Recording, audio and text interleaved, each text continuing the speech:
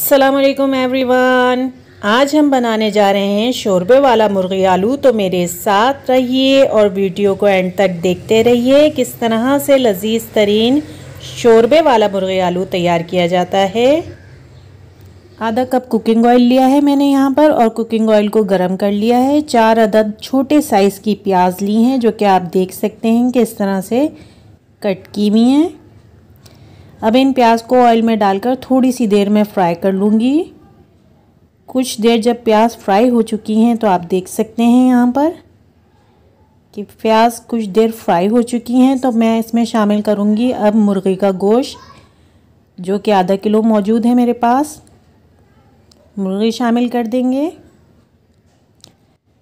आंच को दरमियाना रखते हुए यानी कि मीडियम फ्लेम पर हम मुर्गी को और प्याज को अच्छी तरह फ्राई कर लेंगे। अच्छी तरह हमने प्याज और मुर्गी साथ में फ्राई कर लेनी है मीडियम फ्लेम पर। और साथ ही इसमें शामिल करूँगी मैं नमक मैं अपने जायके के मुताबिक ले रही हूँ। आप हस्बे जायका ले सकते हैं अपने जायके के मुताबिक। मिक्स कर देंगे नमक को भी इसमें अच्छी तरह और मीडियम फ्लेम पर प्याज और मुर्गी को फ्राई होने देते हैं कुछ देर। और कुछ देर बाद मुर्गी हमारी शानदार सी फ्राई हो चुकी है। प्याज आप देख सकते हैं जले भी नहीं हैं और शानदार फ्राई हो चुके हैं। तो अब इसमें मसाले शामिल करते हैं। 1 टेबल स्पून धनिया पाउडर ले रही हूँ मैं यहाँ पर। फ्लेम मैंने बिल्कुल बंद कर दी है यहाँ पर। और हल्दी मैं ले रही हूँ 1/2 table spoon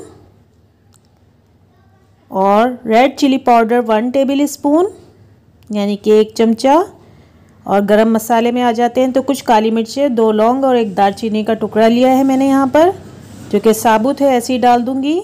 1 table spoon garlic powder, आप चाहें तो गार्लिक का पेस्ट भी डाल सकते हैं यहाँ पर।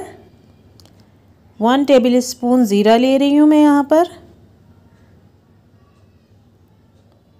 और अब शामिल करेंगे इसमें 1/2 टेबल स्पून सौंठ यानी कि जिंजर पाउडर। और आलू शामिल कर देंगे। ये 1 अदद बड़े साइज़ का आलू है जो कि मैंने छील के इस तरह कट करा हुआ है। और अब दही शामिल करूँगी मैं इसमें। घर की जमी हुई दही है ये आधा पाव जो कि मैं इसमें शामिल कर रही हूँ। Full cream yogurt. और अब इन तमाम चीज़ों को मसालों के साथ अच्छी तरह मिक्स कर देंगे। बिल्कुल अच्छी तरह से हमने इसे मिक्स कर देना है। हर तरफ से मसाले अच्छी तरह मिक्स हो जाएं। अब भी मीडियम फ्लेम पर हम इसे भुनाई होने तक पकाएंगे यानी कि जो दही का पानी है ये सूख जाए उस वक्त तक हमें इसे पकाना है मीडियम फ्लेम पर। तो इसे पकने देते हैं। और यहाँ पर आप देख सकते हैं कि भुनाई हो चुका है। शानदार सा मसाला बिल्कुल भुनाई हो गया है और ऑयल अलग से नज़र आ रहा है इसमें। तमाम मसालों के साथ मुर्गी और आलू को मैंने अच्छी तरह भुनाई कर लिया है। और अब इसमें मैं नॉर्मल शोरबे के लिए तकरीबन 1 कप पानी लूँगी। 1 कप पानी है ये, इसमें शामिल कर देंगे शोरबे के लिए। कुछ देर तो हम इसको लो फ्लेम पर पकाएंगे ताकि हमारे आलू और मुर्गी शानदार तौर पर गल जाएं। अगर आपको लगे कि मुर्गी ज़्यादा टूट रही है तो आप फ्लेम को मीडियम भी कर सकते हैं। अब यहाँ पर आप देख सकते हैं कि कुछ देर हमारे सालन को पकते हुए हो गई है यानी कि कुछ टाइम हो चुका है। और आप देख सकते हैं कि आलू भी हमारे शानदार तौर पर गल गए हैं। अब मुझे मज़ीद सालन को ज़्यादा देर नहीं पकाना है क्योंकि इसका शोरबा सूख जाएगा। आप देख सकते हैं कि शानदार से शोरबे के साथ तैयार हो चुका है सालन हमारा यहाँ पर बिल्कुल। और मैं इसे मज़ीद नहीं पकाऊंगी, इसकी फ्लेम को बिल्कुल बंद कर दूंगी। और इसमें शामिल करूंगी हरी मिर्चें जो कि दरमियान में से इस तरह से कट करी हुई है मैंने। ये 5 अदद कट की हुई इस तरह से हरी मिर्चें शामिल कर दूंगी। 5 अदद मैंने इसमें डाल दी हैं। इसे चमचे की मदद से भी चलाकर मिक्स कर देंगे। और फ्लेम को बिल्कुल बंद कर चुकी हूँ मैं यहाँ पर। इस तरह से मिक्स करने के बाद ढकना कवर कर मैं दम में थोड़ी देर के लिए छोड़ दूंगी यानी कि ये मिर्चें दम में अच्छी तरह आ जाए। इतनी देर मुझे छोड़ देना है इसे दम में। और कुछ देर बाद आप देख सकते हैं जो हरी मिर्चें हमने डाली थी वो शानदार सी दम में आ गई हैं।